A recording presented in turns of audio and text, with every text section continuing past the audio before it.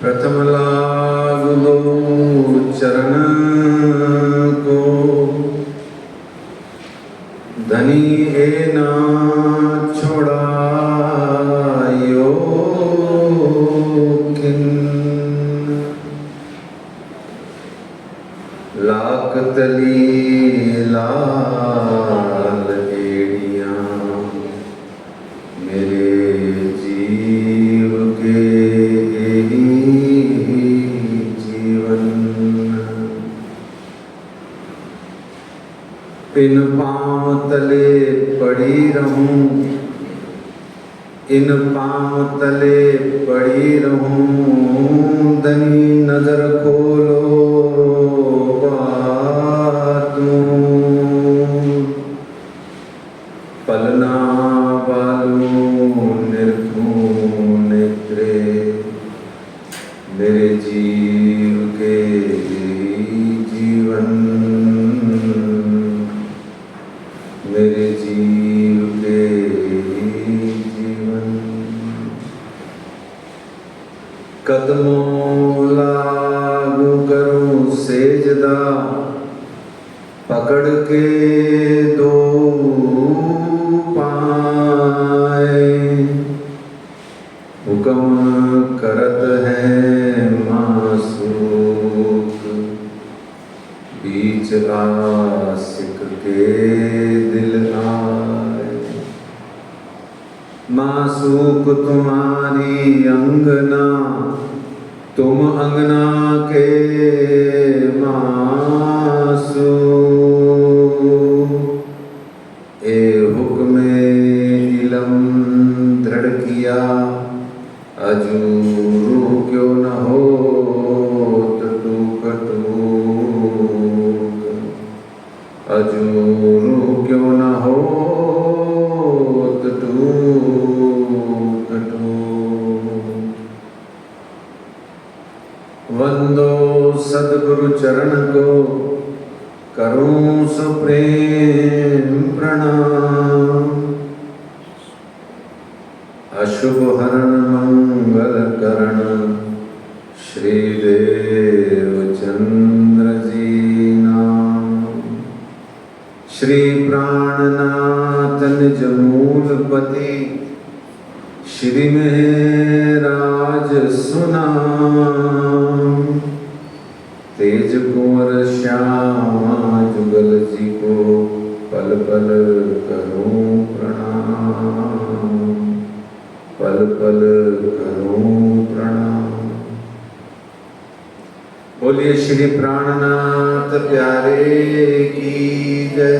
श्री कृष्ण कन्हैया लाल की जय। श्री निजानंद स्वामी की जय। श्री बाईजूराज महारानी जी की जय। श्री महाराजा छत्रसाल की जय।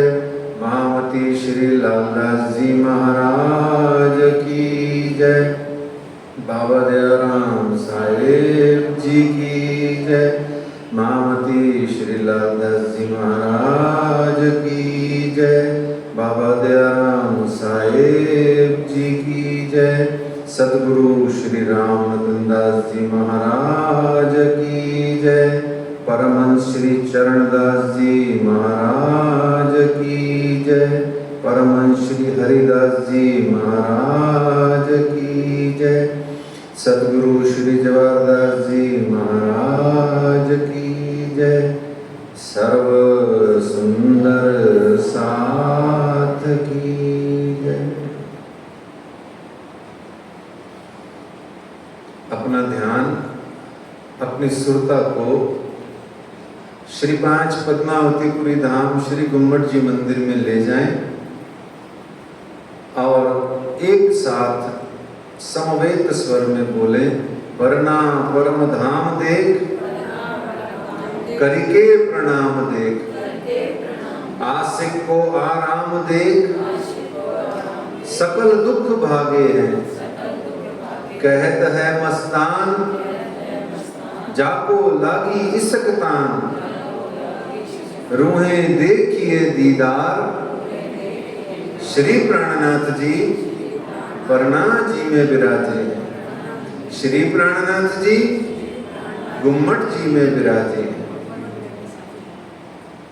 आइए अपनी सुरता को, अपने ध्यान को वहीं पद्मावतीपुरी धाम में श्री बैजूराज श्यामा महारानी जी के दरबार में ले जाएं और समवेत स्वर में एक साथ मेरे पीछे पीछे कहें, महारानी रानी अब तो लगा दो नैया पार,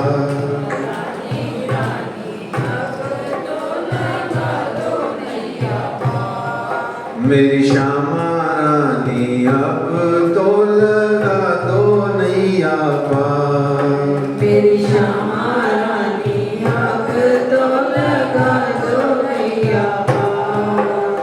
मांगत भीख कृपा की केवल, मांगत भीख कृपा की केवल, मांगत भीख कृपा की केवल, मांगत भीख कृपा की केवल। खड़ी हूँ तुम्हारे द्वार, खड़ी हूँ तुम्हारे द्वार। महारानी रानी अब तो लगा दो नैया पार, मेरी श्यामा रानी अब तो लगा दो नैया पार। रस तन हसमुख सुनो बीनती, रस तन हसमुख सुनो बीनती, रस तन हसमुख सुनो बीनती, रस तन हसमुख सुनो बीनती। अपने निज दरबार, अपने निज दरबार। महारानी रानी अब तो लगा दो नैया पार, मेरी श्यामा रानी अब तो लगा दो नैया पार। कहूँ नाहीं कृपाल किसी से, कहूँ नाहीं कृपाल किसी से, कहूँ नाहीं कृपाल किसी से, कहूँ नाहीं कृपाल किसी से। दर्शन दयो एक बार, दर्शन दयो एक बार। महारानी रानी अब तो लगा दो नैया पार, मेरी श्यामा रानी अब तो लगा दो नैया पार। बार बार मैं विनती करत हूँ, बार बार मैं विनती करत हूँ, बार बार मैं अरज करत हूँ, बार बार मैं अर्ज करत हूँ। हाथ जोड़ कर विनती करत हूँ,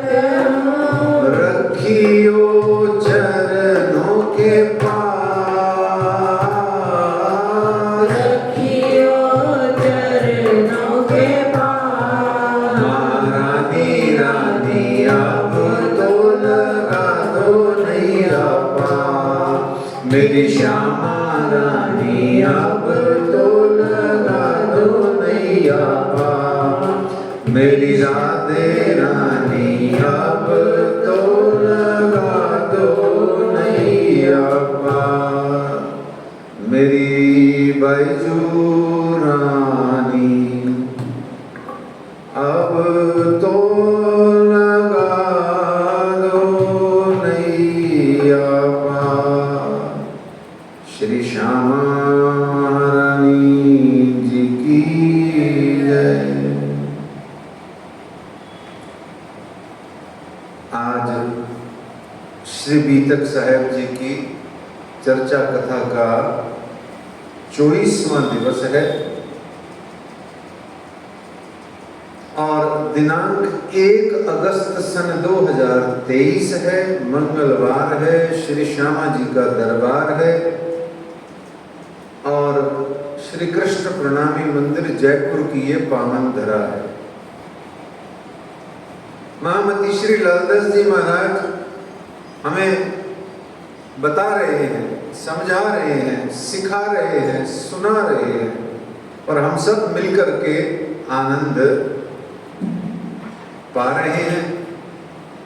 कल तक के प्रसंग में महामती श्री लालदास जी महाराज ने हमें बताया कि किस प्रकार से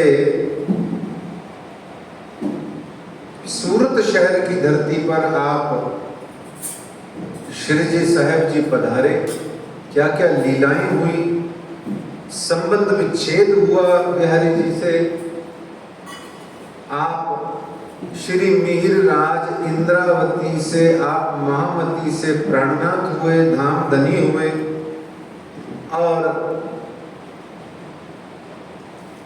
वहां आपने विविध अनेक अनेक जागनी और ज्ञान की चर्चाएं करके आपने वहां पर श्री 5 महामंगलपुरी धाम की स्थापना करी। वहां जो अब तक अवरुद्ध था वाणी का प्रवाह, रास प्रकाश कलश खट ऋतु, वह वाणी का जो अवरुद्ध प्रवाह था वह सूरत की धरती पर अविरल रूप से बह उठा, पसरने लगा और यहाँ जागनी लीला का प्रारंभ हुआ। आप श्री जी साहेब जी ने अपने हाथों में झंडा थामा, श्री बैजूराज महारानी जी ने अपने पिया प्राणनाथ जी की आरती करी। वहां पर श्री प्राणनाथ जी की गादी बनी और वह स्थान बना, थाना बना और वहीं से आप श्री जी साहेब जी ने जागनी का झंडा अपने हाथ में लिया और 500 सुंदर साथ आपके साथ अपना घर द्वार संसार, अपना घर मकान दुकान रिश्तेदारी नातेदारी सब छोड़ करके आपके साथ चल दिए आगे आगे आगे की जागने के लिए। और जिन लोगों ने इधर ऐसे में महाजरों मदद हित करी, जो कहा गया, जिन्होंने ऐसे समय में श्री जी साहेब जी का साथ दिया, उनकी बहुत महिमा गाई महामती लालदास जी ने, कईयों के नाम भी लिए और बहुत बहुत उनकी लीला गाई और कहा। तो हमने कल तक ये जाना था। आइए आज आप सूरत शहर से चल दिए हैं, कहाँ आगे की लीला क्या हुई है, उस लीला के लिए वर्णन के लिए महामती श्री लालदास जी महाराज जी का आह्वान करते हैं। श्री महामत कहें साथ जी, बया चर्चा का वक्त, अब तुम सुनियो चित्त दे, लाल आगे आए बैठे तखत, लाल आगे आए बैठे तखत, महामती श्री लालदास जी महाराज की जय। आप श्री जी साहेब जी अब सूरत शहर से गुजरात होकर सिद्धपुर में आते हैं। सिद्धपुर एक तीर्थ स्थान है जिसके लिए कहते हैं सूरत से ती चल के आए पहुंचे गुजरात, रहा धर्म के वास्ते मेटन को जुल्मात। ये चौपाई बहुत अच्छी है। सूरत से ती चल के आए पहुंचे गुजरात और राह खुदाई के वास्ते मेटन को जुल्मात। सनातन हिंदू धर्म में वर्षों से घोषणा की जा रही है कि परमात्मा ईश्वर भगवान समय समय पर अवतार लेते हैं। जब जब होए धर्म के हानि, बाढ़ी असुर अधम अभिमानी, तब तब धरहि प्रभु विविध शरीरा, मारहि असुर सज्जन पीरा। जिसको भगवत गीता में भी कहा गया, यदा यदा हि धर्मस्य ग्लानिर्भवति भारत अभ्युत्थानम् धर्मस्य तदात्मानं सृजामि अहम्। और कहा परित्राणाय साधूनां विनाशाय च दुष्कृतां धर्म संस्थापनार्थाय संभवामि युगे युगे। हर युग के अंदर में मैं अवतार लेता हूँ, मैं आता हूँ जब जब धर्म की ग्लानि होती है, अधर्म का विनाश करने के लिए, दुष्टों का संहार करने के लिए और संतों साधु संतों को सुख पहुंचाने के वास्ते मैं आता हूँ। सो ही बात महामती श्री लालदास जी यहाँ कह रहे हैं कि राह खुदाई के वास्ते मेटन को जुल्मात। आप यहां से चले झंडा उठा के, किस लिए चले? राह खुदाई के वास्ते। यानी अक्षरातीत पिया प्राणनाथ जी धर्म का झंडा हाथ में लेकर के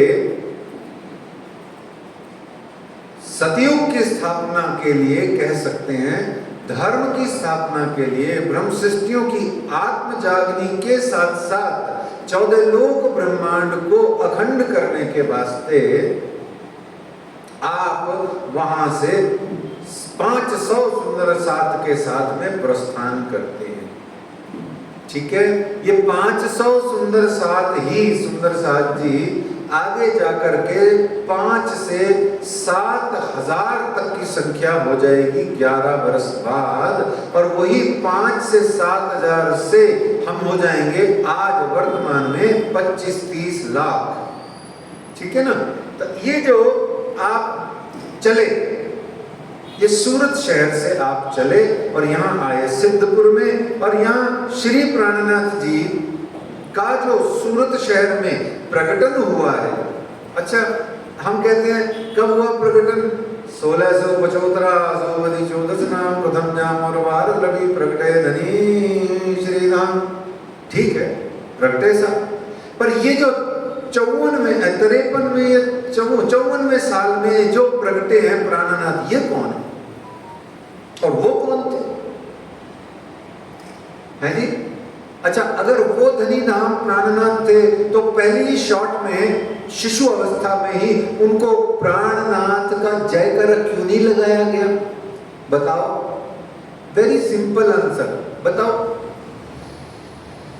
क्योंकि राज्य ने 5वें स्वरूप की लीला का शुभारंभ, पूर्ण शुभारंभ, प्रकट शुभारंभ यहाँ सूरत शहर की धरती से प्राणनाथ जी का प्रकटन करके किया है। अब प्राणनाथ जी का प्रकटन का 2 मतलब है, यहां समझिए फिर आगे बढ़ते हैं।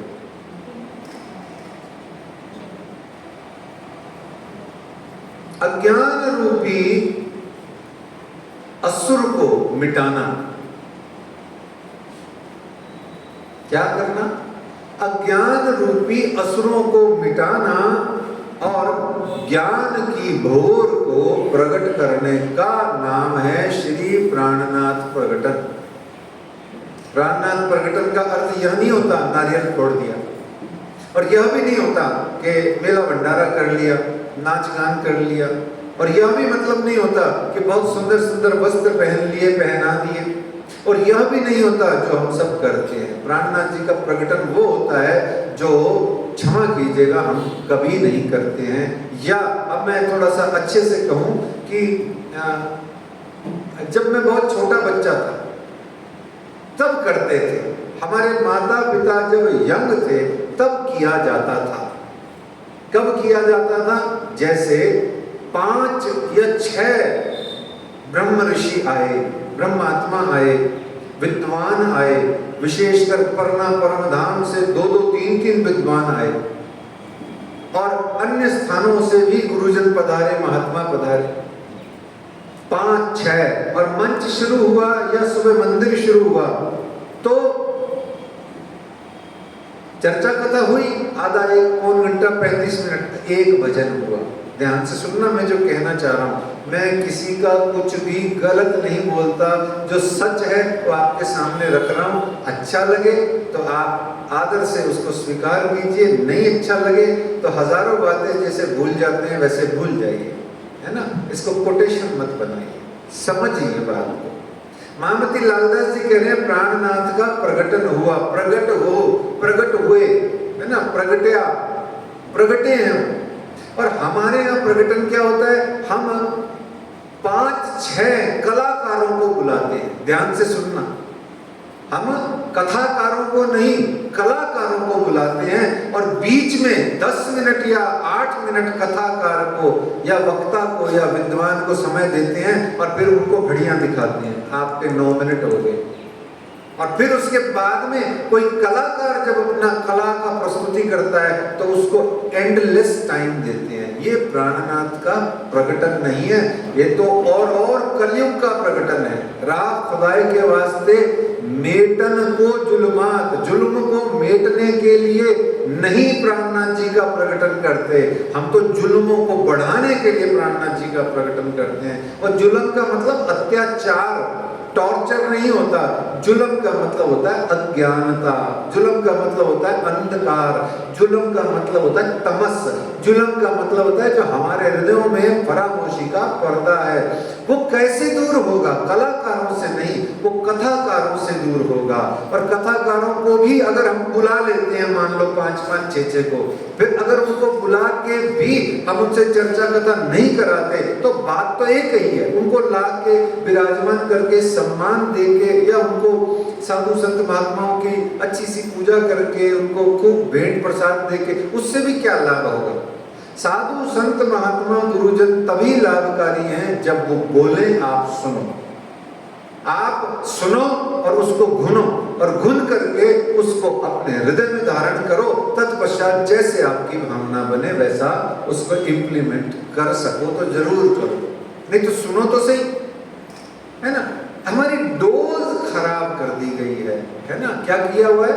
हमारी डोज हमने खुद खराब कर ली है। जो खुराक जिसे कहते हैं, उस खुराक को सुधारना है।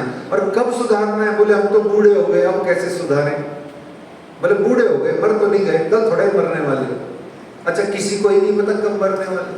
तो जितने दिन बचे हैं, अरे परीक्षित राजा तो 7 दिनों में धन्य धन्य हो गया, है ना। और भी बहुत सारे हमारे उपनिषद वेदों में ऐसे किस्से हैं। और ये पूरी बीतक साहिब क्या कह रही है? जयराम भाई जी ले लो, लालदास जी ले लो, शिवजी साहिब जी अगर 54 साल के हैं तो लालदास जी आपको बताया गया था 4-5 साल तो कम से कम बड़े ही हैं उनसे, यानी 60 के हो गए। और 60 साल की उम्र में उनका हौसला देखो, धामधनी आप आज्ञा करो, मर मिटेंगे आपके लिए, देखो, और मर मिटे हैं वो, दिखाया है उन्होंने करके। तो ऐसे में राह खुदाई के वास्ते मेटन को जुल्मात, ये चौपाई ही वास्ते। सूरत की 2 चौपाइयां जबरदस्त हैं सूरत प्रसंग की, उन दोनों को हृदय में धारण करो, फिर आगे प्रवेश करते हैं प्रसंग में पूरा। एक बड़ी प्यारी प्रसिद्ध चौपाई जिसपे मैंने तो खुद ने 140 पृष्ठ की पुस्तक ही लिखी हुई है और सुपर हिट पुस्तक है, एकदम धन सारे सुंदर साथ ने पढ़ी है और सभी स्थानों पर उपलब्ध है। उसका नाम है कली काल का अंत। वो एक चौपाई पर आधारित है, वो सूरत प्रसंग की चौपाई है। उसका नाम है चौपाई का कुली कलिंगा दज्जाल सो जाए युद्ध करो तुम, खुली कलिंगा दज्जाल सो जाए युद्ध करो तुम। अब सुन लीजिए जो कह रही है चौपाई, क्या कह रही है कि देह बुद्धि छोड़ाए के लाओ बुद्धि आत्म। अपनी देहाध्यास, देह बुद्धि, ये जो देहात्मकता है, ये जो फिजिकल बॉडी में जो हमारा माइंड घुस गया है, उसको छोड़ाओ। फिजिक को मत छुड़ाना, अपनी बॉडी तो मेंटेन रखना, फिजिक को मत छुड़ाना। फिजिक में जो बुद्धि घुस गई है, उस बुद्धि को निकालो शरीर में से और ये बोलो कि मैं सिर्फ एक शरीर नहीं हूं, अपितु इस शरीर को चलाने वाली आत्मा हूं। तो देह बुद्धि छोड़ाए के लाओ बुद्धि आत्म। ये बहना बेटी है कमलेश रानी, ये हो गई 59-58 साल की। इससे पूछो जब इसका ब्याह हुआ था, जब ये 20 साल की थी, तो ये कहती है मैं जब 20 साल की थी तब मेरी शादी हुई थी, फिर मेरी 2 बेटियां हुई। ये ऐसे बोलेगी आपको, है ना। या जब मेरी बेटी की शादी हुई तब मैं ये थी वो थी, ऐसे बोलेगी। अच्छा वो क्या बोलेगी, सभी ऐसे बोलेंगे। मैं 10वीं क्लास में था तो मैं ऐसा था। अच्छा वो शरीर ला तेरा, वो जब 20 साल की हुई थी तेरी शादी, मेरा शरीर करती है, ला वो शरीर कहाँ है तेरा। अभी तो तू ऐसी दिख रही है। अच्छा अभी तो ऐसी दिख रही है, तो अभी भी जो ये है वो भी तेरा शरीर नहीं है ना। ये मिला हुआ है, टेम्परेरी सौदा है। तो देह बुद्धि छुड़ाए के लाओ बुद्धि आत्म विस्तार फिर कभी। पर ये महत्वपूर्ण चौपाई है, इसको मैं खुद ही को मारने की चौपाई करके खिलवत ग्रंथ में पूरा अच्छे से वर्णन है सुंदर साथ जी। और दूसरी चौपाई ये है, राह खुदाए के वास्ते मेटन को जुल्मात। वो चौपाई पर्सनल है, व्यक्तिगत है, या कह दिया जाए माइक्रो व्यक्तिगत जागनी है, और ये मैक्रो जागनी, समष्टिगत जागने की बात है। क्या है कि मेरे प्रियतम प्राणनाथ अक्षरातीत के पिछले 4 स्वरूप तो इश्क और इश्क की लीला दिखाने के लिए आए। सिर्फ इश्क और दर्शन की लीला देख लो आप। ब्रज रास और बरारब और देवचंद तक की लीला क्या है, इश्क की, प्रेम की, सेवा की और दर्शनों की। लेकिन ये जो 5वां स्वरूप है, ये पूरा स्वरूप है। और 5 स्वरूप श्री प्राणनाथ जी में ऐसे ही नहीं आए, ये स्वरूप आया व्यापक। एक सृष्टि को, एक प्राणी को, एक जीव को, कीड़े मकोड़े पतंगों तक को, और छोड़ो जड़ चेतन सचराचर को यह अखंड करने आया है। इस 14 लोक ब्रह्मांड का जर्रा जर्रा ये ऐसा स्वरूप है जो अखंड करेगा। एक दूसरा अखंड करने के ब्रह्म सृष्टियों को आप सुंदर साथ को छोड़ के जाएगा, मतलब जाएगा नहीं, मतलब छोड़ने का, छोड़ के तो जाएगा पर जाएगा नहीं। और ऐसी चीज दे के जाएगा जिससे आप उम्र भर और आपके आने वाले आप उस समय तक लगे रहेंगे जब तक सृष्टि अखंड नहीं हो जाती। ये 5वां स्वरूप विश्व का व्यापकतम स्वरूप है। हमारे हिंदू धर्म में अनेक बहुत अच्छे अवतार हुए हैं, गजब के अवतार हुए हैं। लेकिन ये जो प्रकटन है श्री प्राणनाथ का, ये दिव्यतम है, सर्वोच्च है और व्यापकतम। इसके लिए शब्द लगाया जाए तो सबसे बढ़िया शब्द है व्यापकतम। वैसे तो व्यापक शब्द अपने आप में प्लूरल होता है, उसका कोई ये बनेगा नहीं, ये क्या कहते हैं इसको, व्यापकतर और व्यापकतम। पर अभी दम लगाने के लिए उसको बोला जा रहा है व्यापकतम, अन्यथा व्याकरण के हिसाब से अशुद्ध है, ताकि थोड़ा दम पड़ जाए। तो सोच के देखो कि हम उन व्यापकतम अक्षरातीत पिया प्राणनाथ जी की वाणी को कितना संकुचितम कर रखा है। क्यों कर रखा है पता है? हमने क्यों कर रखा है पता है? क्योंकि हम ही ऐसे, वाणी का कोई दोष नहीं है, बीतक का कोई दोष नहीं है, हम ही ऐसे हैं। हमने अपने आप को संकुचित जानबूझ के बना लिया है। ये इतनी गजब की, इतनी अद्भुत, विलक्षण, अद्वितीय वाणी है, उसको हमने क्या बनाया हुआ है। देखो सुंदर साथ जी, आप खुद ही देखो, मैं कुछ नहीं बोलता है। कितने सारे कपड़ों में ढांक दिया है इसको। ये कपड़े बताते हैं कि बुद्धि पर कितने कपड़े पड़े हुए हैं। ये कपड़े ही बता रहे हैं, वस्त्र ही बताते हैं कि हमारी बुद्धि पर कितने वस्त्र पड़े हुए हैं। इस प्रकार से ये राह खुदाई के वास्ते मेटन को जुर्मात। तो पहला प्राणनाथ का प्रकटन क्यों है? अज्ञानता का मटिया मेट करना है, नाश करना है। तमसो मां ज्योतिर्गमय, है ना, क्या करना है, तमस से उजाले में लाना है ना। और फिर उसके बाद में एक और बड़ा प्यारा प्रकटन है, एक और बड़ी प्यारी बात है, आपको सुन लेनी चाहिए। यहाँ छिड़ गई है बात तो फिर सुन लीजिए। ये हर साल प्रकटन क्यों मनाते हो भैया? अच्छा, वो जो मैंने अभी कहा था कि नाच गान और नारियल वो सब करना जरूरी है भैया, ये मत सोचना कि उसका कोई 2 पैसे का भी विरोध है, ना ना ना ना, वो सब करना है ना, लेकिन मूल विषय को याद रखना है। अच्छा, जैसे इसको यूं समझ लो, अब बहुत महंगा सुंदर मेकअप करके वस्त्र पहना हुआ है, बहुत अच्छी बात है, पहनो, खूब पहनो, पर क्या मूल काम क्या है मेकअप शेकअप और वस्त्र का इतने महंगे का? वो तो आप 4 मीटर के लट्ठे से भी कर सकते हो। मूल काम है अंग को ढांपना, वो भूलना नहीं चाहिए। बाकी बहुत जरूरी है श्रृंगार करना, मस्ती करना, मौज करना। मेरे राज्य आए, खूब नाचो गाओ झूमो, गरबा डालो, डांडिया करो, वो जरूरी बहुत है।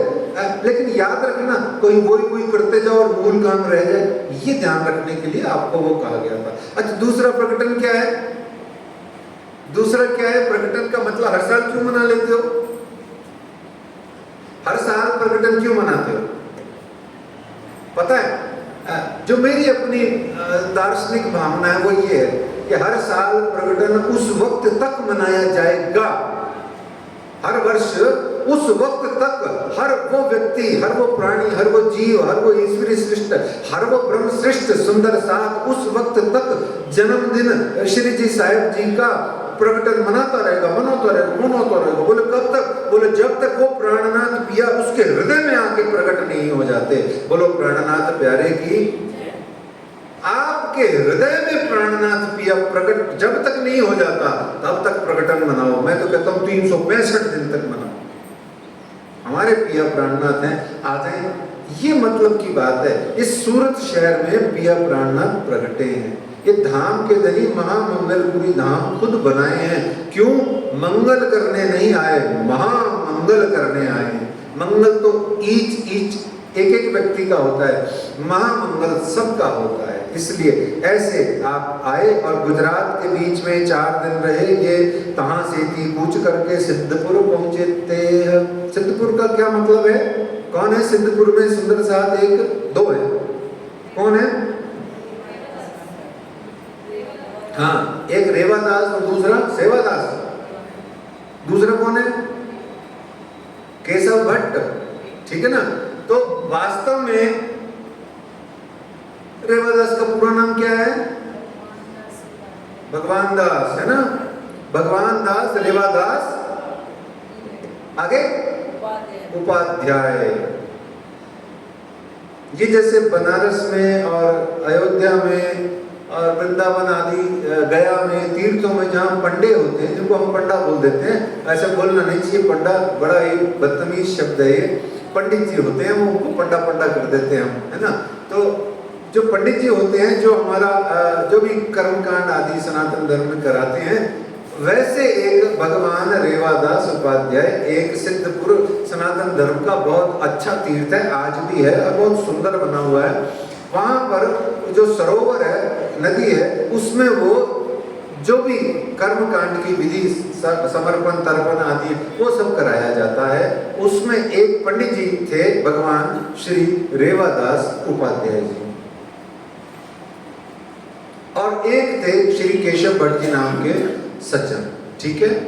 तो ये सिद्धपुर का जो प्रसंग है, इसमें 2 शिक्षा मिलती है। वो शिक्षा पहले ही सुन लो, ताकि प्रसंग में जाए बात भूल जाते हैं लास्ट में शिक्षा बताना, क्योंकि वो पता नहीं क्या हो जाता है, वो प्रसंग में जाए बाद में उधर ही चली जाती है बुद्धि, तो वो पढ़ाई लिखाई हो ही नहीं पाती।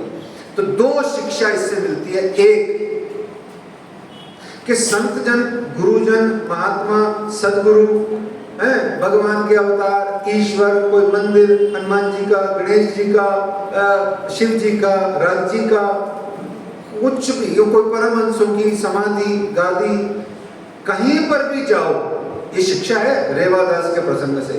कहीं पर भी जाओ, है ना, सिर्फ संसार की दौलत मांगते हुए वहां मत जाओ।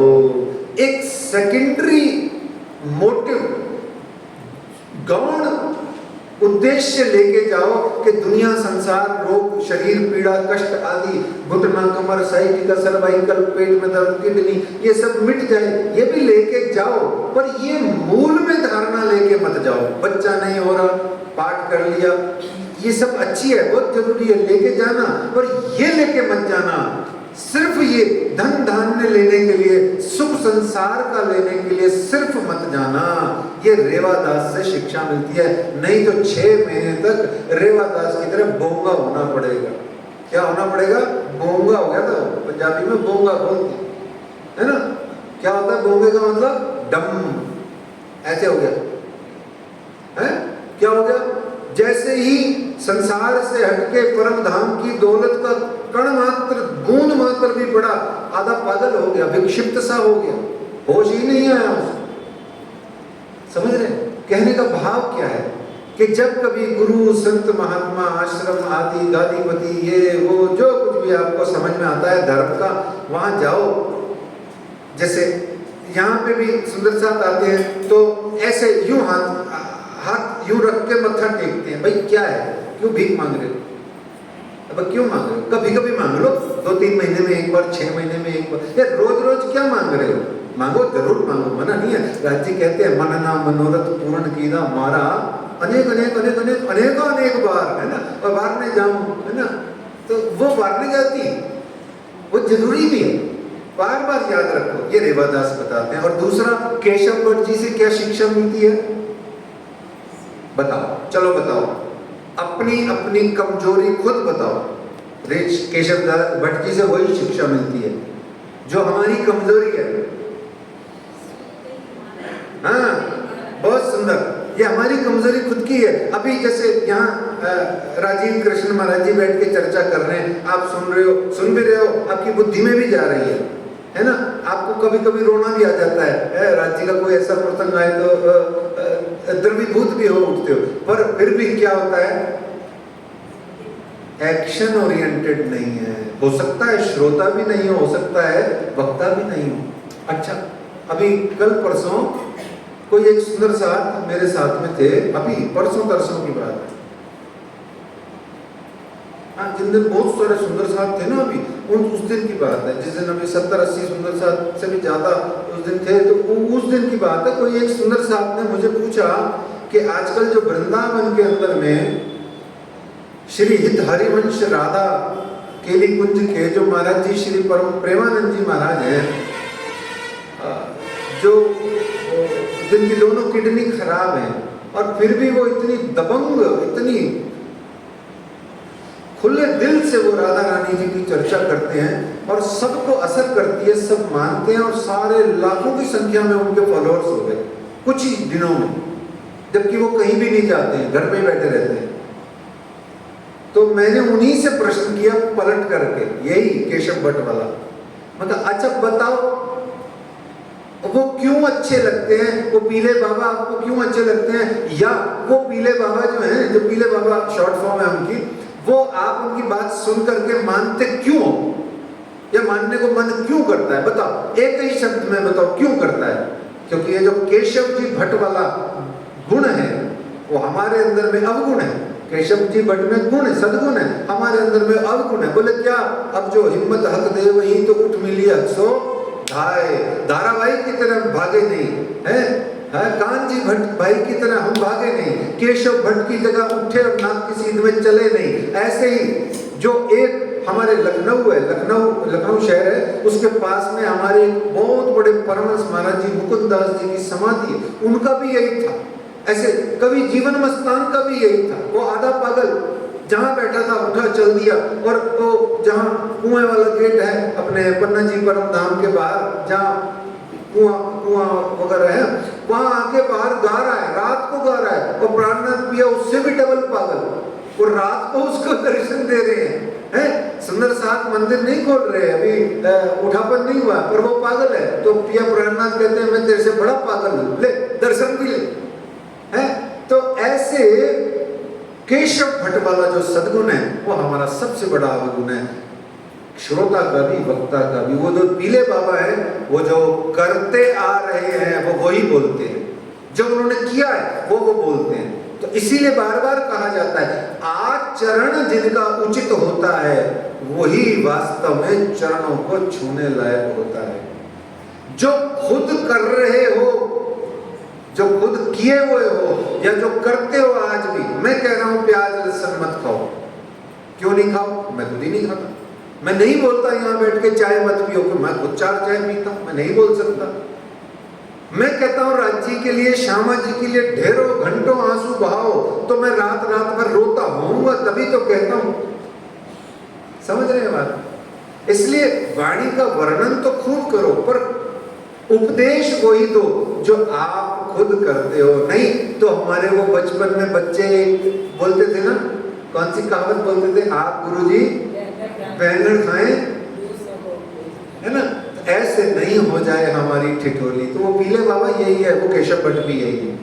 ये शिक्षा है सुंदर साथ जी। अब देखो प्रसंग में आपको 2 मिनट में, आपको प्रसंग का तो आनंद दे के 2 मिनट में निकल जाएंगे, पर जब तक ये ठोस बात चित्त में न घुस जाए, प्रविष्ट न हो जाए, भाई करना क्या है केशव दास जी और रेवा दास जी का, है क्या करें आखिरकार केशव दास जी और रेवा दास जी का? बोले ये करो। बोले क्या करो? बोले रेवा दास जी का शिक्षा लेके ये देखो कि परमात्मा उनके स्थानों से और उनके गुरुजनों से या उनके विद्वानों या सुंदर साथ से भी, बड़ों से भी, जब अपने से बड़ों से भी आप आशीर्वाद लो तो क्या आशीर्वाद लो, माताओं बहनों से भी आशीर्वाद ले तो क्या ले, आप तो आशीर्वाद दीजिए श्यामा रानी का प्यार मेरे हृदय में बना रहे, रोटी तो कोई ना कोई खिलाई देगा, बस हो गया काम, और तो क्या करना है?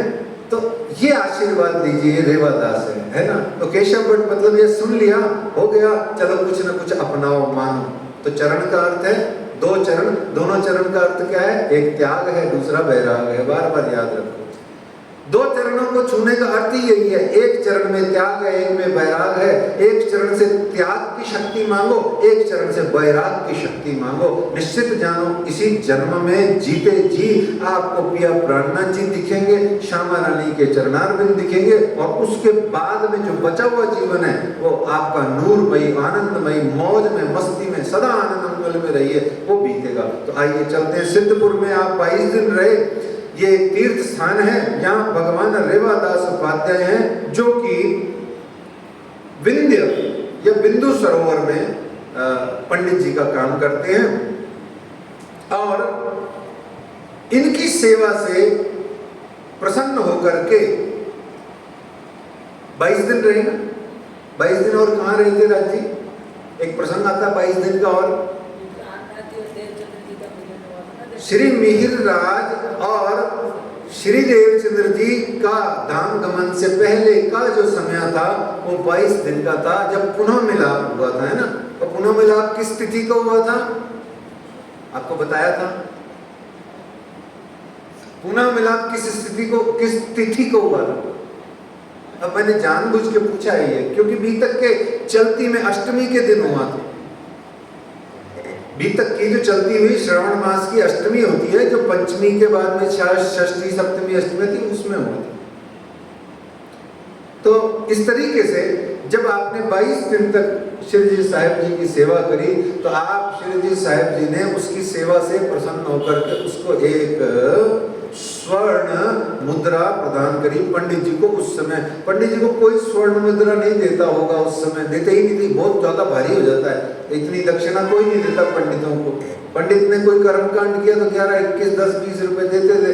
आज भी क्या करते हैं, नामी ग्रामी आ जाए तो 5100, 3100 पकड़ा देते हैं। हम भी ऐसे ही करते हैं, उस समय भी ऐसे ही होता होगा बेचारे पंडित के साथ में। तो अगर श्री जी साहिब जी ने प्यार मोहब्बत से प्रसन्न होकर उसको स्वर्ण मुद्रा दे दी, तो वो तुलसीदास जी की एक चौपाई है बड़ी प्यारी, जिमी प्रति लाभ लोभ अधिकाई। सुन लीजिए, बड़ी प्यारी। जिमी प्रति लाभ लोभ अधिकाई।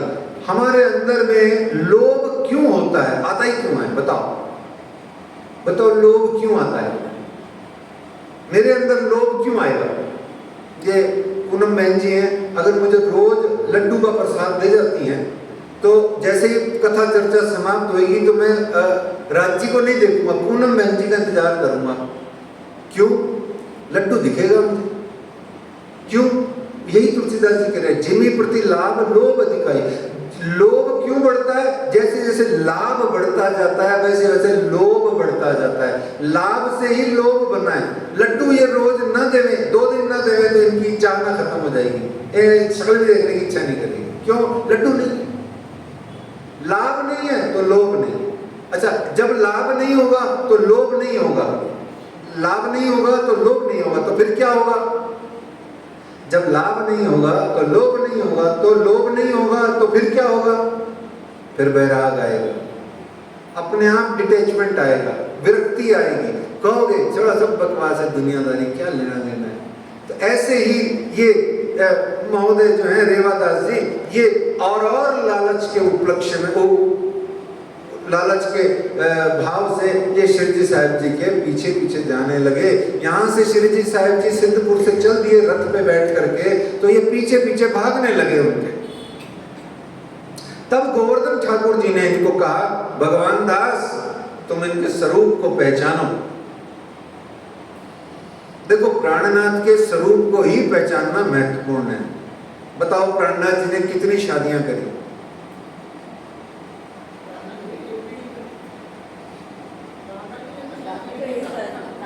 प्राणनाथ जी के स्वरूप को पहचानना बहुत जरूरी है। प्राणनाथ जी का जन्म कब हुआ?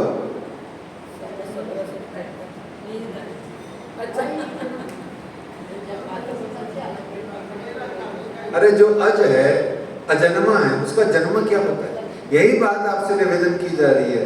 प्राणनाथ का स्वरूप ही वस्तुतः पहचानना श्री निजानंद संप्रदाय में ब्रह्म सृष्टि होने से भी 2.5 करोड़ गुना महत्वपूर्ण है। आप ब्रह्म सृष्टि होने का प्रयास ही त्याग दो, जरूरत ही नहीं। पिया प्राणनाथ को पहचानो, वो कौन है, उनका स्वरूप क्या है, वो कहाँ रहते हैं, वो क्या करते हैं, वो अभी कहाँ हैं, वो कैसे मिलेंगे, ये सोचो। आप ब्रह्म सृष्टि हो, वो ईश्वरी सृष्टि है, वो छोटा मोटा देवी देवता है, ये झंझट में मत उलझो। इस सबसे कुछ नहीं हाथ आने वाला। इस समय हाथ ताली दिए जाता है, श्वास खराब हो जाएंगे, कुछ नहीं हाथ आएगा। इससे बेहतर है या प्राणनाथ की स्वरूप की पहचान में अपनी बुद्धि को पूरा का पूरा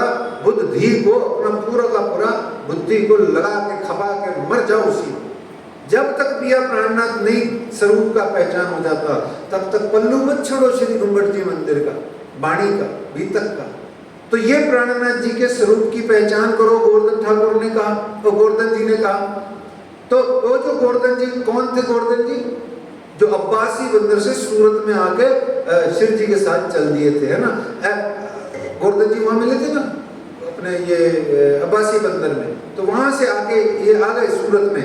लालदास जी, गोवर्धन जी, भीम भाई और ये क्या नाम है मुकुंद जी, ये सब साथ चल दिए। तब यहाँ इन्होंने उसको फटकारा, उसको जगाया और उसको कहा, इनके अलौकिक स्वरूप को पहचानो। ये पारलौकिक हैं, अलौकिक हैं, ये दिव्य हैं, ये अद्भुत हैं, ये नूरी हैं, इनको पहचान करो।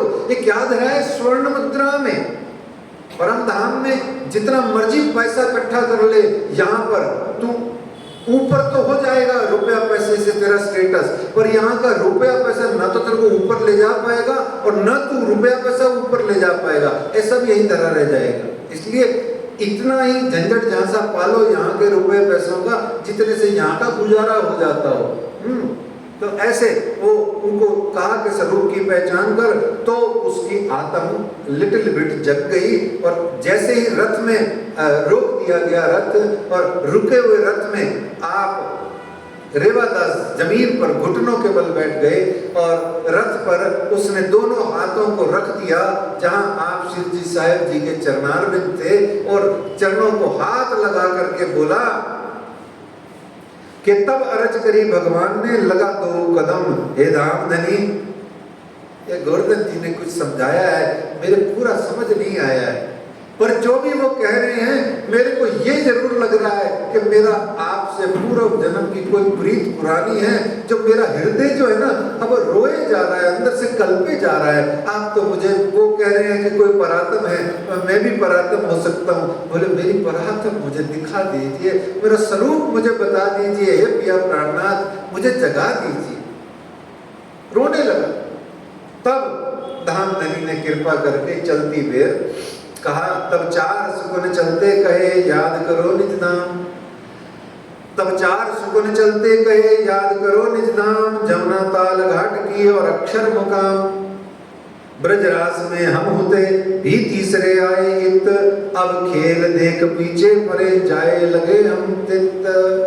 बोलो श्री प्राणनाथ प्यारे की जय। ऐसा बोला श्री जी साहिब जी ने और रथ आगे बढ़ चला। गुरु का दिया हुआ एक मंत्र, गुरु का दिया हुआ एक उपदेश, गुरु का दिया हुआ एक ही कुछ भी ज्ञान, उसको कहा गया ध्यान मूलम गुरोर मूर्ति और कहा गया मंत्र मूलम गुरोर वाक्यम।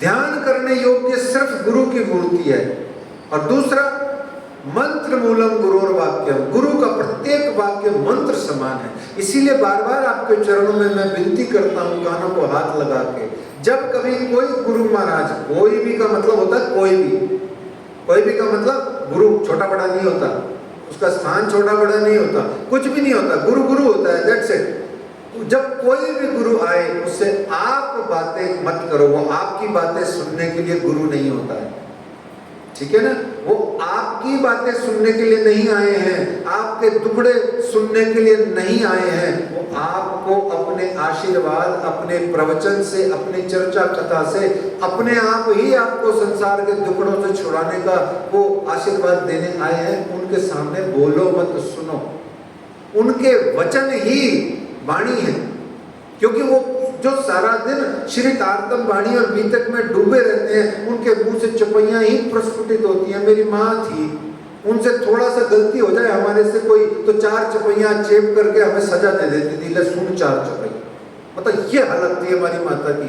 तो गुरुजन तो सारा दिन ही वाणी बीतक और राज्य की सेवा में लगे रहते हैं, उनसे काहे को हम इधर उधर की बातें करें। और दूसरा, मैं बार बार आपके चरणों में विनती करता हूँ, कोई भी गुरुजन विद्वान हो, उनके सामने दांत फाड़ के हंसने की जरूरत नहीं है, ये मर्यादा विहीनता है, ये मर्यादा का उल्लंघन है।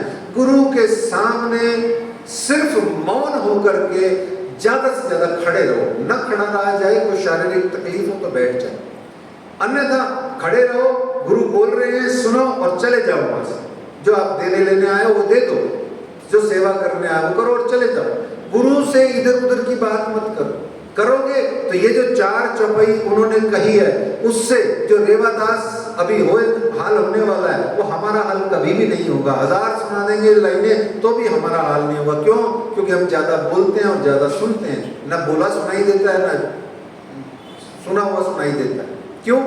जहां एक्सेस हुई, एक्सेस इज बैड एवरीवेयर, अतिरेकता अति सर्वत्र वर्जयेत, अति का तो सर्वत्र वर्जित है वो तो, है ना। तो इसलिए बार बार विनती है आपके चरणों में, यही बीतक का मतलब है। रेवादास को काहे 4 चौपाई असर कर रही है, वो तो बेचारा प्रणामी भी नहीं था, वो तो शिवजी साहिब जी की शरण में पहली बार आया, अभी रथ पर, सड़क पर, वो भी कोई सिद्धपुर से 2-5 किलोमीटर आगे, जब भक्ता रुपए के लालच में गया था, सोचो, है ना। ऐसे ही आनंद की बातें। तो इस तरीके से शिवजी साहिब जी उसके, देखो आप सद्भाग्य देखो, उसके सिर पे हाथ रखा, ये 4 सुकन चलते कहे और आगे बढ़ गए, और शिवजी साहिब जी तो मेड़ता की ओर चल गए। और ये वचन वास्तव में इशारा थे केशव भट्ट के लिए, ये वचन वास्तव में केशव भट्ट के लिए इशारा थे। रेवादास यह संक्षिप्त वर्णन सुन करके, परम धाम का जो भी संक्षिप्त वर्णन प्लस हाथ, देखो तब असर होगा जब तुम असर कराना चाहोगे। गोली खा रहे हो इसकी, एस्प्रिन की या सुमो की या कोई दर्द की, और सोचो ये क्या मेरा बिगाड़ लेगी, मुझे क्या असर होगा इससे, मुझे कोई असर नहीं होता, बड़ी खाली, डेफिनेटली वो आधा असर करेगी। विश्वास करीने दौड़े थे, जो विश्वास करके गुरु पर, वैद्य पर, डॉक्टर पर विश्वास करके औषधि ग्रहण करोगे और राज्य का नाम लेके यूं खाओगे, अच्छा ये गोली है राज्य आप खा लो, मैं तो ऐसे ही करता हूँ, जो भी गोली खाता हूँ मैं तो राज्य को देता हूँ, मेरी श्यामा जी सामने, मैं श्यामा जी ये लो खा लो, और जैसे मेरा रोग ठीक हो रहा है ऐसे सबका ठीक कर देना, आपने खा ली आप ठीक हो गई, सब ठीक हो गए। ऐसे भावना हृदय में लेके अगर गुरु को हम जाते हैं उनके चरणों में तो आशीर्वाद भी असर करता है, गुरु के वचन भी असर करते हैं, विश्वास करके। उसने विश्वास किया तो पाया, और उसने घर आकर के आ गया और सुनसान होके चुपचाप होके बैठा रहा। और बैठा बैठा बैठा बैठा 6 महीने बीत गए। 6 महीने बाद में केशव भट्ट जी जो उनके परिचित थे, कहीं इधर उधर गए हुए थे, वो आए और आकर के उसने केशव भट्ट जी ने कहा, रेवादास क्या हो गया भैया तुम्हें? लोग बात बता रहे 6 महीने हो गए तुम्हें तो बोले हुए, रोटी पानी भी ढंग से नहीं खाते, ये क्या साइड में आके नुक्कड़ में एक कमरे में एक एकांत स्थान में बैठे रोते रहते हो? तो जैसे ही केशव भट्ट ने हाथ लगाया, रेवादास की सुरता लौटी, तो उसने अपनी पूरी ये जो प्रसंग था उसने सुनाया। केशव भट्ट जी ने रेवादास को हाथ रखा हुआ था, कंधे पर रखा हो चाहे हाथ में हाथ रखा हो, स्पर्श चल रहा था। देखो इसी को कहते हैं गुरु के स्पर्श का, आशीर्वाद का, वरद हस्त का संचार। श्रीराज जी ने रेवादास के सिर पे हाथ रखा था, है ना, तो संचरित हो गया। अब आकर के केशव भट्ट जी ने रेवादास को टच किया तो केशव भट्ट भी संचरित हो गए। सोई करंट, सोई इलेक्ट्रिसिटी उसके अंदर में भी आई, और जैसे ही प्रसंग सुनाया वो प्रसंग से जागृत हो गए। देखो ध्यान से सुनो, बीतक में आपने प्रसंग सुना, आप जागृत हुए कि नहीं हुए? नहीं हुए। आपको धनी जी ने आके जागृत किया, आप जागृत हो गए, पर वो जागृति हो रही है, उसकी हो रही है, ऐसा सुन करके हम जागृत नहीं हो रहे हैं। क्यों नहीं हो रहे हैं? क्योंकि स्पर्श का आनंद नहीं मिल रहा गुम्मट जी का। वो डायरेक्ट इलेक्ट्रिसिटी सप्लाई जो गुम्मट जी से हमारे भीतर में आनी चाहिए वो नहीं आ रही है। जैसे श्रीमुखवाणी की हमारे अंदर में, इसमें भी श्रीमुखवाणी में भी इलेक्ट्रिसिटी है, ये भी हमें मिलती है अगर हम इसको स्पर्श करते हैं। तो केशव भट्ट जी ने हाथ लगाया, मिल गया है? केशव भट्ट जी क्या बोले? अरे भीतर तक जोश आ गया और बोले, यह तो अक्षरातीत था, तुम न करी पहचान, अब मैं उत ही जात हूँ, मुझे आया ईमान, अब मैं उत जाता हूँ। कित? बोले जी तो वो है। बोले उत कित? बोले उत कित? मुझे थोड़े पता कित गए, वो विजिटिंग कार्ड थोड़े देखे अपना परमानेंट एड्रेस का शिरजी साहिब जी। केशव भट्ट ने एड्रेस भी नहीं पूछा, सिर्फ इतना सा पूछा जिसके लिए चौपाई क्या कहती है, जिन दिस मेरा पीऊ बसे तिन दिस पर होऊं कुर्बान। अरे वो इस दिशा में गए हैं, इतना बोला। केशव भट्ट उठे और चले गए उस दिशा में, और ढूंढते ढूंढते ढूंढते ढूंढते दिल्ली आ गए। दिल्ली आकर के श्रीराज जी से मिले, श्रीराज जी से आशीर्वाद लिया, हुक्म लिया, ज्ञान प्राप्त किया और आदेश प्राप्त किया कि जब तक अगला आदेश नहीं मिल जाता तब तक जाओ सिद्धपुर और थाना स्थापित करो। तो केशव भट्ट पुनः वहां मिल करके वापस आके थाना स्थापित किए। ये प्रसंग है। पर यहाँ जो असली प्रसंग है वो क्या है सुंदर साहब जी, कि केशव भट्ट को मिल कैसे गए। केशव भट्ट ने क्या कोई फोटो देखी थी? व्हाट्सएप पे फोटो आई थी, ये शिरजी साहिब जी हैं। बताओ, या केशव भट्ट को या रास्ते में चलते लोगों को क्या पता? बताओ, लोगों को क्या पता कि ये रथ में या ये जो 8, 10, 20, 50, 100, 200 लोग गए, 500 लोग गए, ये वो हैं। बात तो बहुत पुरानी हो गई। केशव भट्ट को कैसे पता लगा? हाँ, बहुत सुंदर। देखिए, रेवादास के सिर पर जो हाथ था वो हाथ केशव भट्ट ने रेवादास को लगाया तो 2 चीजें उसको मिली, एक स्पर्श, एक सुगंध। ये परम नाम की 2 मूलभूत बातें हैं। कहते हैं कि श्री मिहिर राज के शरीर से इतनी सुगंध आती थी कि कई कई कोस दूर तक ये पता लग जाता था कि वो श्री मिहिर राज जी विराजमान हैं। और ये भी कहते हैं कि श्री मिहिर राज ने जिस किसी बालक के घुंघराले बालों पर 8-10 साल की उम्र के बच्चे के बालों पर श्री मिहिर राज जी ने यूं हाथ से गुलगुल गुलगुल आशीर्वाद अगर दे दिया, यूं सिर पे हाथ फेर दिया, तो वो बुढ़ापे तक गंजा होके भी अपने सिर पर ढूंढता रहता था कि हाय मेरे शिरजी साहिब जी की अंगुलियों का स्पर्श है, मेरे पिया प्राणनाथ ने मुझे छुआ है।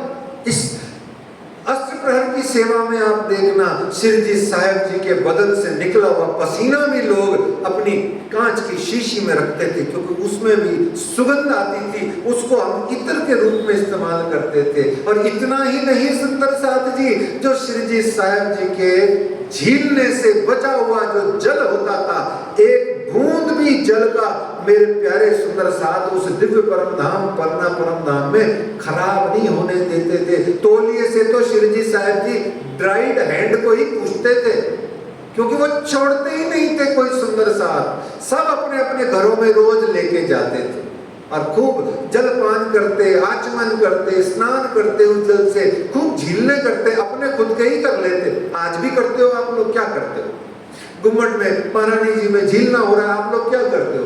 मस्तियां मौज लूटते हो, धक्के खाते हो, बड़म बड़म बड़म, पता नहीं क्या क्या हो रहा होता है, बता हड्डियां तक टूट सकती है, इतनी झंझट झांसा होता है, पर फिर भी 5 बूंद, एक डब्बा, एक बूंद, एक घूंट पाने के लिए मर मिटते हो आप सब लोग। ऐसे हमारे पिया प्राणनाथ शिरजी साहिब जी को केशव भट्ट को ढूंढने में काहे परेशानी, वो तो सुगंध ढूंढते हुए पहुंचे और जैसे ही स्पर्श किया उनके चरणों को तो मैचिंग मिल गई। हाँ, ये वही स्पर्श है, यही पिया प्राणनाथ है, यही मेरा अक्षरातीत मेरे धाम का दूल्हा है, यही शिरजी साहिब जी है। ऐसे केशव भट्ट जी को मिला ये आनंद। फिर यहाँ से आप अब सिद्धपुर से मेरते पहुंचे धाए, लावानंद यति तो चर्चा करी बनाए। यहाँ आ गए लावानंद यति के पास। अच्छा, यति किसे कहते हैं?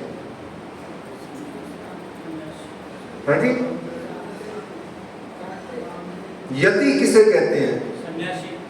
काफी हद तक सही है, हमारे गुरुजी बता रहे सन्यासी, काफी हद तक सही है, मतलब सही है, काफी हद क्यों कहा जाए, लेकिन थोड़ी सी शास्त्रीय उसका व्युत्पत्ति और जो तोड़ मरोड़ है वो भी कर लेते हैं, आपको थोड़ा आनंद आए। देखिए, लालदास जी महाराज की जो विशेषता है वो हमें अपने जीवन में उतारनी है। लावानंद यति नाम का व्यक्ति शिरजी साहिब जी से कितना दुर्व्यवहार करता है, पर लालदास जी उसकी भी निंदा नहीं करते, है ना। ये अपने लौकिक जीवन में भी धारण करना है और हमारे को अपने पारलौकिक आध्यात्मिक जीवन में भी धारण करनी है, यही भावना। अच्छा, फेल हो जाओगे कोई बात नहीं, फिर मान लेना, फिर आप मानो अपनाओ, फिर फेल हो जाओ, फिर अपना लेना, फिर मानो, फिर फेल हो जाना, फिर अपना लेना। बोले कब तक? बोले जब तक चींटी जैसी इतना बड़ा पर्वत चढ़ जाती है गिर गिर गिर गिर करके, तो हम तो मनुष्य हैं भैया, है ना। कोशिश करने वालों की हार नहीं होती। इसको एक संप्रदाय है, संप्रदाय नहीं है, एक लोग है, एक ग्रुप है, दादा गुरु नाम से, हमारे राजस्थान से ही निकला हुआ है। वो लोग बड़ी अच्छी तरीके से इस चीज को डिस्क्राइब करते हैं, आप सुन लीजिए, आपके कभी काम आए, आपको अच्छा लगे तो कर लीजिएगा। मान लीजिए जीवन में कोई ऐसा प्रसंग बन गया कि आपसे कुछ बोला और कड़वा भूल गया, या आपकी कहीं पर पर्टिकुलर 2-4 जगह आप खड़े थे, निंदा चुगली हो गई, आपको कुछ बुरा लग गया, या आपने ही किसी को गंदा बुरा कह दिया, भूल गया, सतर्क थे पर फिर भी भूल गए, तो आपको क्या करना है पता है? उस समय आपको क्या करना है, घर पे जाके एकांत में परमात्मा से प्रार्थना करके, उनका नाम ध्यान करके, आपको उस समय से, उस स्थान से, उन उपस्थित लोगों से और उस प्रसंग से आपको कुछ नहीं है, मन ही मन 3 बार क्षमा मांगनी है। इसको प्रतिक्रमण कहते हैं, इस प्रक्रिया को क्या कहते हैं? प्रतिक्रमण। अपनी ही की हुई चीज का प्रायश्चित करना और उस स्थान का चिंतन करके वहां की सब चीजों से अपने चित्त में माफी मांग लो, क्षमा मांग लो, आप निश्चित जानो फ्री हो जाओगे तत्काल, ठीक है ना। तो इसको ये भी अच्छी चीज, अच्छी प्रक्रिया है, ध्यान वाले आजकल नए नए तरीके निकालते हैं। तो इस तरीके से लालदास जी महाराज ने लावानंद यति को भी बुरा नहीं कहा। यति क्या होता है वास्तव में? वस्तुतः जो यति का अर्थ होता है वो होता है मॉन्क, सन्यासी जिसे कहते हैं। लेकिन संयम पूर्वक रहने वाला। हिंदी में इसका अर्थ है यति का संयम पूर्वक रहने वाला। और इसका जो दार्शनिक अर्थ है वो ये है कि जिसकी मति और उस मति की रति परमात्मा में हो जाए वो होता है यति। मति की रति यदि परमात्मा में प्रिय प्राणनाथ में हो गई तो वो होता है यति। ठीक है ना? तो हमारी मति यदि वो रत हो जाए, रति हो जाए, किसमें? श्यामा जी के चरणों से रति हो जाए। श्यामा जी के चरणों से, ऐसे समझ लो, श्यामा जी के चरणों से हमारी मति की प्रीति हो जाए और उस प्रीति में हमारी रति हो जाए। उस रति के होने के बाद में हम भी यति कहला सकते हैं। इतनी बड़ी पोस्ट है यति की। ठीक है ना? तो इस तरीके से शिरजी साहिब जी सूरत से, गुजरात से, सिद्धपुर होकर के राजस्थान की नगरी मीराबाई की नगरी, कौन सी नगरी? मेड़ता में आए। मेड़ता शहर की बीतक पर एक बहुत ही सुंदर आर्टिकल मैंने लिखा हुआ है, बहुत बड़ा, 20-22 पन्नों में। किसी भी सुंदर से आपको उसकी पीडीएफ फाइल चाहिए हो तो मुझे प्रणाम कर देना व्हाट्सएप पे, मैं उसको पीडीएफ फाइल भेज दूंगा। बहुत ही सुंदर है। और ना अगर पीडीएफ पे पढ़ने का मजा आए तो भी मुझे प्रणाम भेज देना, तो मैं आपको उसका प्रिंट आउट भी 1-2 दिन में उपलब्ध करा दूंगा, कहीं भी पूरे भारत में। तो इस तरीके से मीराबाई की नगरी मेड़ता में आप आए और मेड़ता की लीला बहुत महिमावान है। सुंदर साथ जी यहाँ रहे तो 4 महीने, पर लीलाएं बहुत अद्भुत महिमावान लीलाएं हुई।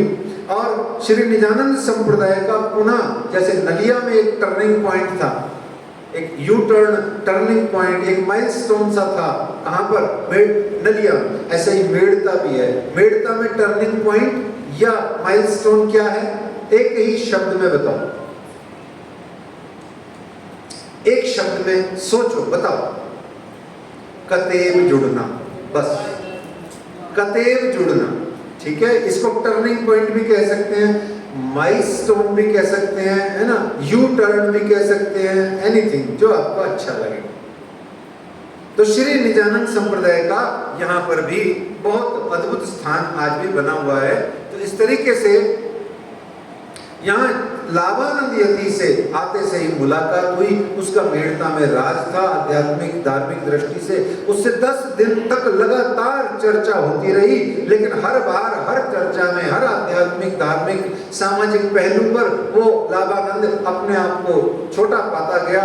और इस तरीके से उसने थोड़े दिन बाद, 10 दिन बाद सोचा कि यार मेरी तो सारी इज्जत प्रतिष्ठा खाक में मिलने वाली है, मेरी तो सारी प्रतिष्ठा मिट्टी में मिल गई।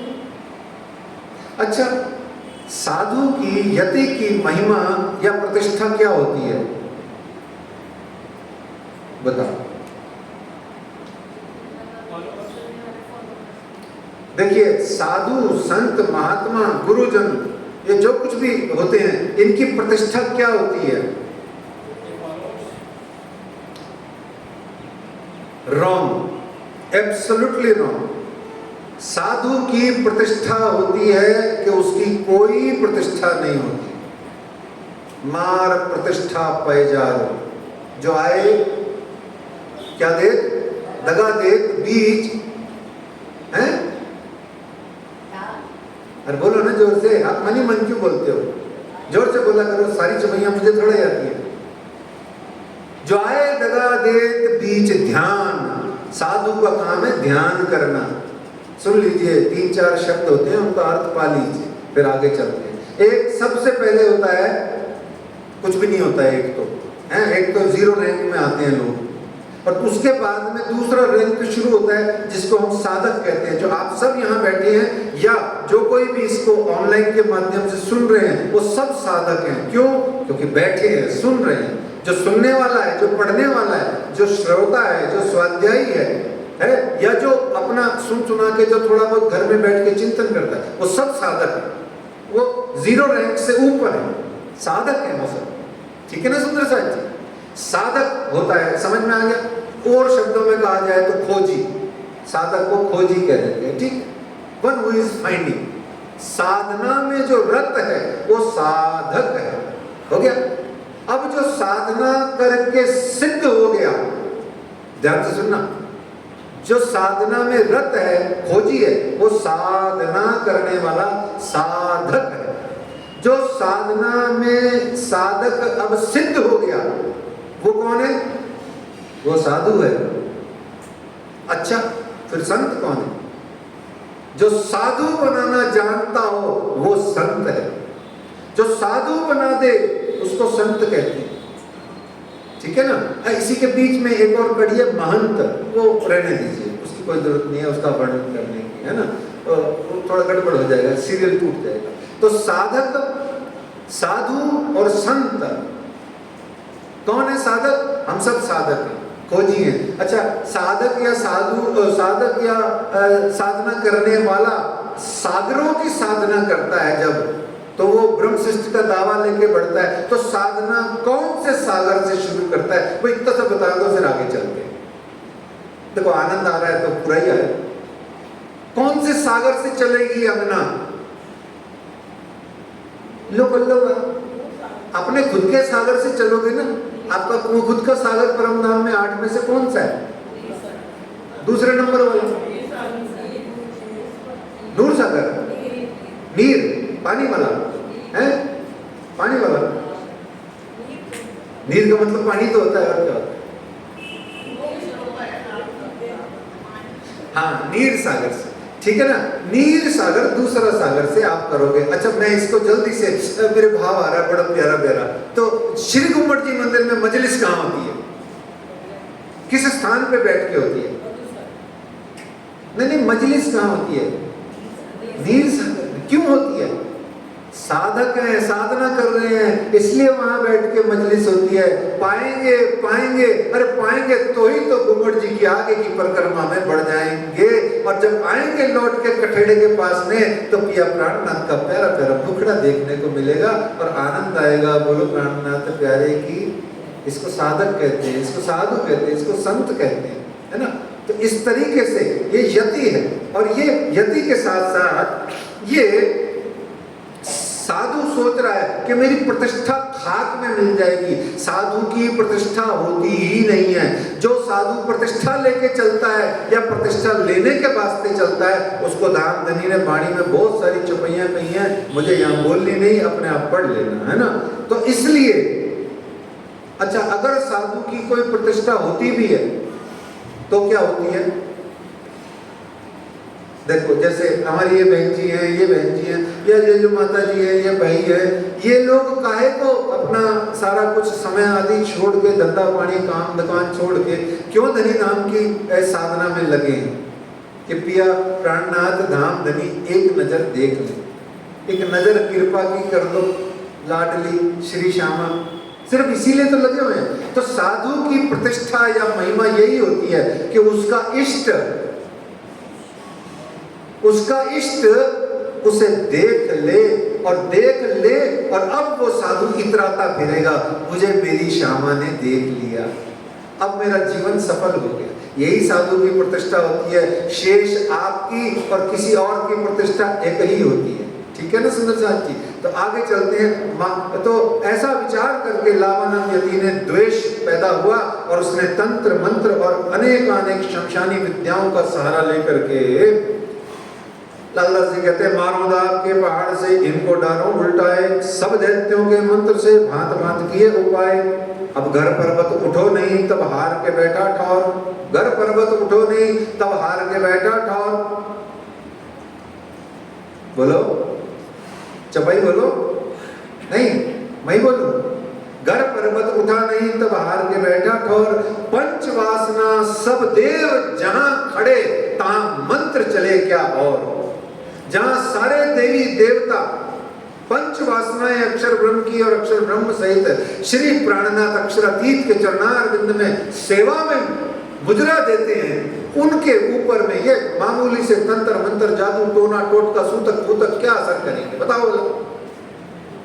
आप लोग भी वही हो जो प्राणनाथ जी हैं, वही आप लोग।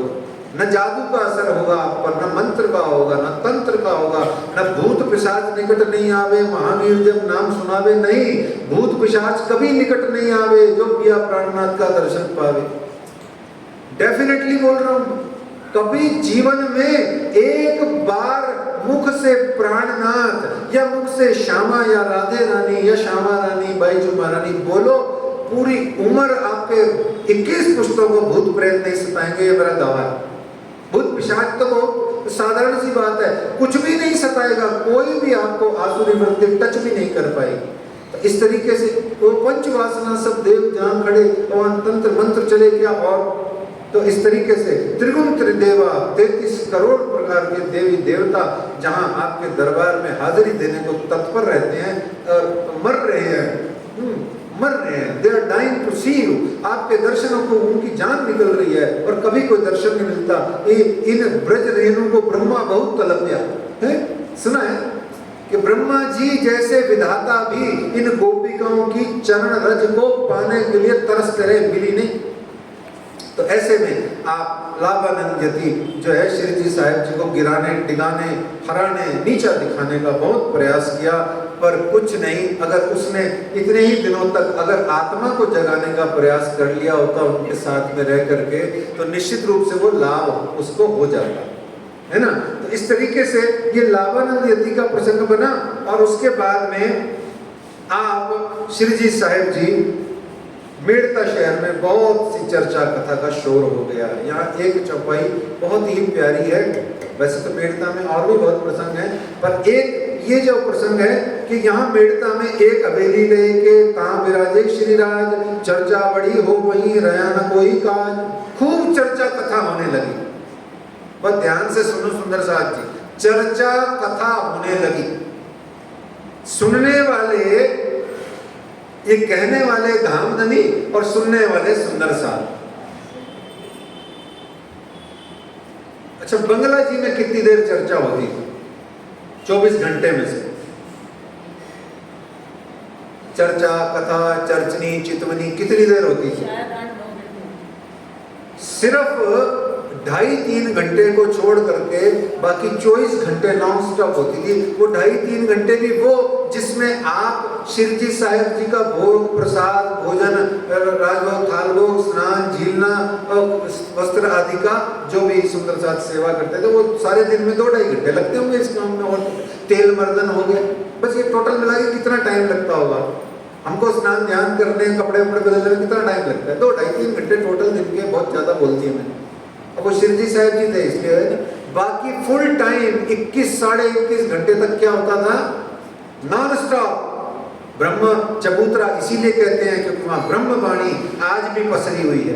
आज भी एक एक धामी के अंदर में धाम धनी जी की वाणी का ऐसा ऐसा रग रग में उनके उतरी हुई है। हमको उतारने में 12 बरस लग जाएंगे, वो 12 महीने में पा जाएंगे अगर तालीम लेना शुरू कर दें। क्यों? उनके रग रग में ऑलरेडी समाई हुई है। हमको तो जबरन आर्टिफिशियली इंसर्ट करनी पड़ेगी, उनके तो इंसर्टेड है ऑलरेडी, वो तो आए हुए हैं, बस थोड़ी सी तालीम की जरूरत है उनको। इसको कहते हैं धामी सुंदर साथ, इसको कहते हैं ब्रजवासी सुंदर साथ। समझिएगा महिमा। तो इस तरीके से एक हवेली लेके कहाँ विराजे श्री राज, चर्चा बड़ी हो वहीं रहा ना कोई काज। अब चौपाई सुनिए। शोर पड़या शहर में आवत सब खलक, खलक कहते हैं लोग बाग। शोर पड़या शहर में आवत सब खलक, क्या है? सारी दुनिया आने लगी। अब सुनिए चौपाई का आनंद। घेर रहे मधमाखी जो, कोई आए बीच हक, घेर रहे मधमाखी जो। जैसे मधु को, शहद को मक्खियां, मधुमक्खियां घेर लेती है, कभी देखा है छत्ता ना? देखा होगा, वीडियो में देखा होगा, सच्ची नहीं देखा होगा। जैसे शहद के छत्ते को चमड़ जाती हैं सारी मधुमक्खियां, ऐसे श्री जी साहिब जी की एक झलक पाने के लिए लोग बाग हजारों हजारों की संख्या में आस पड़ोस के गांवों से आ करके दर्शन पा रहे हैं। ऐसे जनता का सैलाब उठ करके उस मेड़ता शहर में आ रहा है। ऐसे अनेक अनेक सुंदर साथ जी दीक्षित हुए और उसमें से प्रमुख प्रमुख ब्रह्मश्रेष्ठ सुंदर साथ के नाम महामती लालदास जी ने लिखे। उनमें से एक सुंदर साथ है, अगर बारे बढ़िया मिले आया राजा राम, अगर बारे बारे बढ़िया मिने आया राजा राम, समेत कबीला आपने सेवा करी तमाम। अपने पूरे कबीले सहित उसने सेवा करी। और कहते हैं झांझन आया साथ में। अग्रवारे का मतलब क्या होता है? अग्रवाल। ये जो वैश्य समाज है, वणिक वर्ग है, जिसे बढ़िया बोलते हैं, उनमें दो चीजें चलती हैं, एक माहेश्वरी, एक अग्रवाल। ठीक है ना? तो झांझन आया साथ में लिए कुटुंब परिवार, तो वो राजा राम जी कौन है? अग्रवाल है। और झांझन जी कौन है? झांझन भाई जी भंडारी है। ये माहेश्वरी। एक ही सिक्के के दो पहलू हैं तो वही जो है, लेकिन वो गोत्र दो चलते हैं उनके। तो कहते हैं झांझन आया साथ में लिए कुटुंब परिवार, लाया ईमान अरस पर पहुंचा परवरदिगार।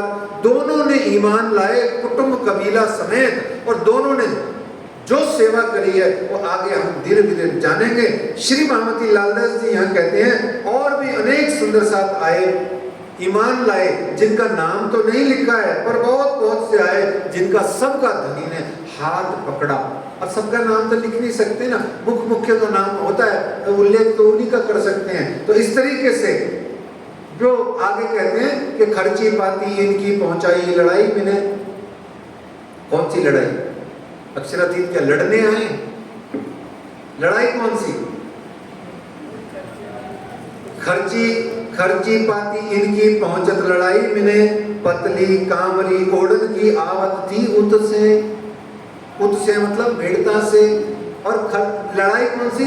जब आप जागने के लिए निकले थे, तो जब औरंगजेब से लड़ने के लिए आप निकले थे, औरंगजेब जो है दज्जाल से लड़ने के लिए जब आप निकले थे, तब से लेके पन्ना परम नाम के अंदर में 3 वर्ष तक जो खर्ची पाती आदि आती थी, वो सब इन 2 सुंदर साथ से आती थी। एक श्री राजा राम अग्रवाल, दूसरे श्री झांझन भाई भंडारी।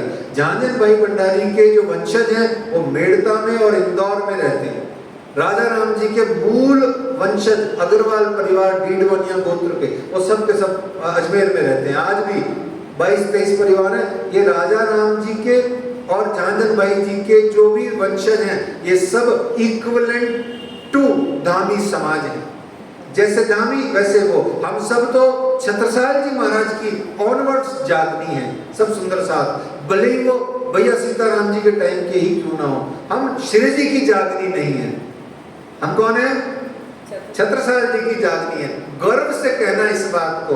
हमको तीसरे जो बीतक के तीसरे स्वरूप बताए ना, शिव 3 स्वरूप की बीतक में जो छत्रसाल जी शाकुंतल हैं, हम उनकी जागनी है। तो इस तरीके से ये जो 2 सुंदर साथ हैं, राजा राम अग्रवाल और दूसरे, अच्छा और भी बहुत सारी जगह हो सकते हैं इनके वंशज, ज्यादातर यहाँ रहते हैं। तो इन सब के साथ में ये जो जागनी मेड़ता शहर में चल रही है, उसके लिए लालदास जी महाराज कहते हैं इत सब साथ में राजा राम सिरदार। इन सब के मध्य में राजा राम जी सिरदार हैं। ठीक है? और जैसे इंदौर में और अजमेर में मैंने अभी तक की सेवा करी है, तो वहां नारियल फूटते हैं इस समय। क्या जी? इतने नारियल फूटते हैं आप परेशान हो जाओ। जन्माष्टमी पे कृष्ण कन्हैया के नहीं फूटते जितने इस समय फूटते हैं। और जिसको देखो अपने घर परिवार से कुछ वस्त्र भूषण आभूषण भेंट भी लेके आता है महाराज जी को देने के लिए, बीतक वालों को। इतने प्रसन्न होते हैं वो। क्यों? क्योंकि उनके जो मूल वंशज हैं उनका नाम है। आज भी हमारे जैसे जयराम भाई जी का प्रसंग आएगा तो उनके वंशज भोग प्रसाद देंगे, है ना। और भी कई सुंदर साथ हैं जो आते हैं तो अब उनका नाम आता है तो वो भी भोजन प्रसाद भेंट प्रसाद देते हैं, प्रसाद भी करते हैं। ऐसे ही तो इसके लिए कह रहे हैं इत सब साथ में राजा राम सिरदार, तारतम बाणी सब में, मतलब उनको सब समझ थी, तारतम बाणी सब में हुआ खबरदार। इसमें राजा राम जी खबरदार हैं, समझदार हैं और सबसे बड़े हैं, सिरदार हैं। इनकी बिटिया का एक प्रसंग है, वो सुनेंगे कल, है ना, आज नहीं सुनेंगे। उनकी बिटिया का नाम बता दो। अच्छा मत बताओ, मत बताओ, मत बताओ, मत बताओ। उस बिटिया के नाम से बृजरास में बताओ कौन था। ये बारी बारी नहीं बोलते तो मैं ये पूछ लेता। अब इन्होंने बारी बारी बोल दिया तो मैं बृजरास में चला। फिर हम गुरु जी काहे के नहीं थे, अगर इन्हीं की बताई हुई बता दें, नहीं पता। अरे राधा रानी जी की सबसे पहली सखी कौन थी? ललिता। अच्छा, मेड़ता में ही मीराबाई की पहली सखी कौन थी?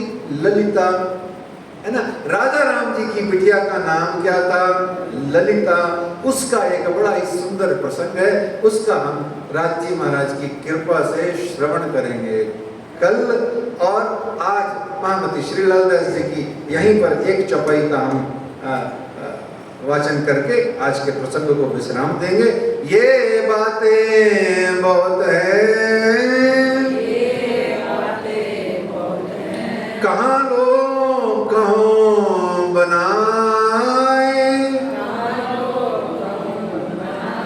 जो इत लीला में हाजर है अनुभव